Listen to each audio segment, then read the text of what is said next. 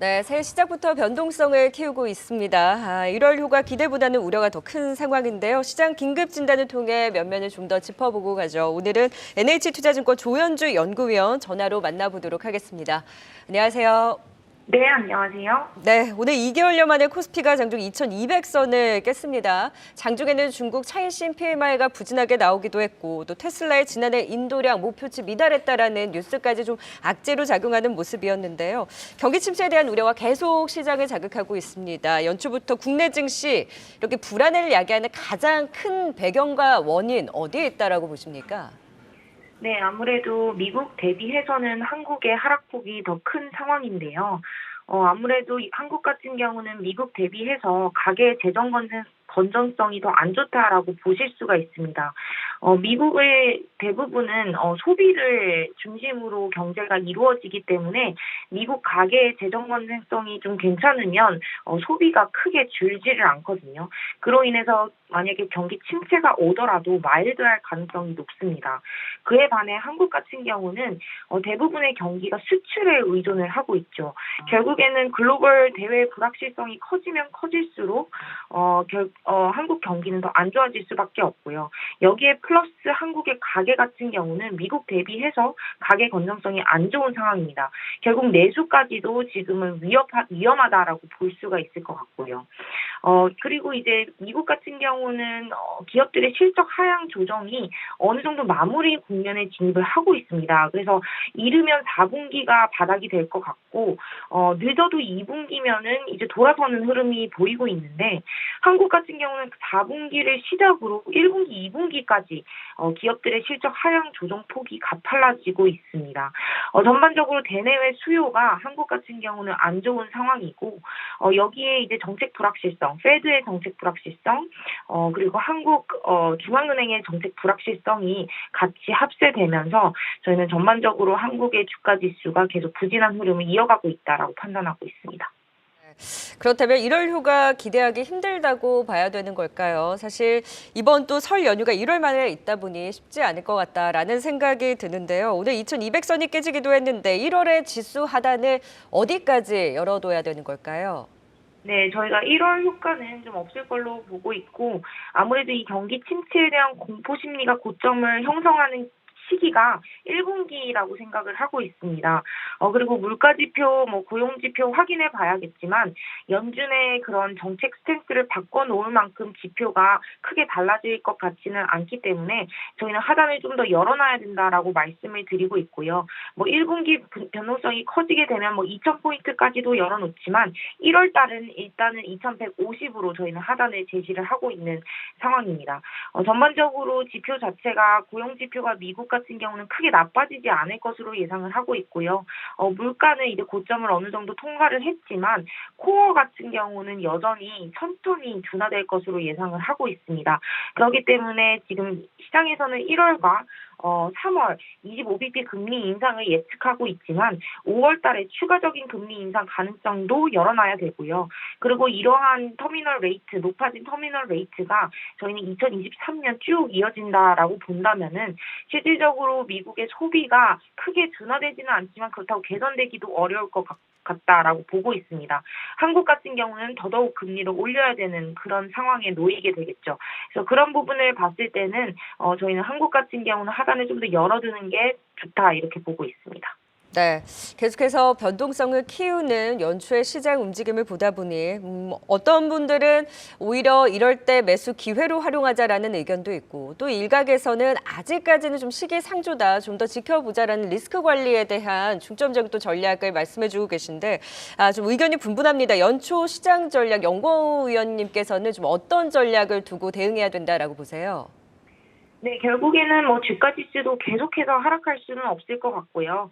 분명히 하락하다가 또 반등하는 시기도 있지만 저희는 그 반등폭이 크지는 않을 것으로 예상을 하고 있습니다. 적어도 상반기까지는 좀 리스크 관리를 하자라는 입장이고요. 1월 달에 지금 많이 하락하고 있어서 1월 말쯤에 반등이 나타난다 하더라도 그게 저가 매수를 적극적으로 하는 기회 요인으로 삼기보다는 좀 더 관망하는 게 좋다라고 판단을 하고 있습니다. 저희가 이제 불확실성이 좀 커질 수 있는 시기를 5월 달에 기업들의 크레딧 이슈가 좀 지나가야지 조금 저가 매수의 시기가 오지 않을까라고 보고 있고요. 보통 기업들의 이런 만기는 국채 만기는 회사채 만기는 3월 달 그리고 5월 달쯤 도래를 하기 때문에 이런 크레딧 이슈가 좀 지나는 것을 지켜보자라는 상황입니다. 매크로나 실적적인 모멘텀이 일단은 1분기는 없다라고 보고 있어서 저희는 지수 플레이보다는 종목 플레이가 맞다라고 생각을 하고 있고요. 종목으로 본다면은 결국에는 섹터 전략도 정책 테마에 집중하는 게 조금 더 안전하다 이렇게 보고 있습니다. 아직까지는 매크로나 실적적으로 접근하기가 좀 어려운 불확실성이 있는 국면이다라고 보고 있고요. 종목 전략으로는 좀 어렵지만 아무래도 기업 현금 흐름이 높고 안정적으로 매출 비용이 계속적으로 좋은 그런 쪽이 이제 긍정적이다라고 보고 있고 비용을 좀 감소시키는 기업들 이게 골라내야 된다라고 보고 있습니다. 그래서 지금은 쿼트적으로 접근하는 게 바텀업으로 접근하는 게 탑다운보다는 나은 시점이다라고 생각을 하고 있고요. 바텀업으로 이렇게 봤을 때는 덴티움이나 파크 시스템즈, CJ 대한통운 저희는 긍정적으로 보고 있습니다. 네, 섣불리 불확실성이 큼에도 베팅하기보다는 일단 상반기까지는 리스크 관리에 조금 더 초점을 맞춰보자. 종목 대응으로는 덴티움과 파크 시스템즈와 같은 종목대에 좀 관심 유효하다라는 부분까지 또 전략 말씀해 주셨습니다. NH투자증권 조현주 연구위원이었습니다. 오늘 연결 고맙습니다. 네, 이어서 증권사 애널리스트들은 시장에 대해서 또 어떻게 바라보고 있는지 계속해서 긴급 진단으로 더 살펴보도록 하겠습니다. 네, 여전히 변수가 많은 만큼 리스크 관리를 해야 된다 앞서 들어봤죠. 그렇다면 다른 전문가들은 현재 우리 시장 어떻게 바라보고 있는지 박소영 뉴스캐스터가 정리했습니다. 네, 오늘 새해 벽두부터 장중 2,200선이 붕괴됐었습니다. 정말 깜짝 놀라신 분들 많을 텐데요. 작년 연말에 상저하 고란 의견을 많이 듣고는 왔지만 그래도 하방을 어디까지 열어둬야 하는지 투자자분들의 근심이 깊으실 것 같습니다. 왜 이렇게 힘을 못 쓰는 건지 전문가들의 의견 한번 알아보시죠. 먼저 대외적 요인부터 살펴보시죠. 최근 IMF가 올해 세계 경제 작년보다 더 어려울 수 있다고 경고했습니다. 세계 경제의 3분의 1이 불황에 빠질 것으로 예상한다며 미국과 유럽연합, 중국까지 이 3대 경제가 동시에 둔화되고 있기 때문이다라고 언급했습니다. 다음은 테슬라입니다. 2022년 4분기 차량 인도량을 발표했습니다. 전 세계에서 40만 5,278대를 인도했다고 밝혔지만 시장 전망치 평균인 42만 대에는 미치지 못했는데요. 연간 전체로 봐도 테슬라 내에서 목표했던 목표치를 달성하지 못했습니다. 그리고 정말 애증의 중국이죠. 3년 만에 중국이 문을 개방하면서 중국발 코로나 확진자들이 전 세계에 확산되고 있습니다. 어제 인천공항으로 입국한 단기 체류 중국인 중 5분의 1이 코로나 확진 판정을 받았는데요. 장기 체류자와 내국인, 화물 유입객은 포함되지 않아 중국발 확진자 수는 더 늘어날 것으로 보이고 있습니다. 이와 더불어 대만에서도 중국발 항공기 탑승자의 27%가 양성 판정을 받았는데요. 이에 전 세계에 코로나 재확산에 대한 우려가 제기되고 있습니다. 이어서 내부 요인도 살펴보시죠.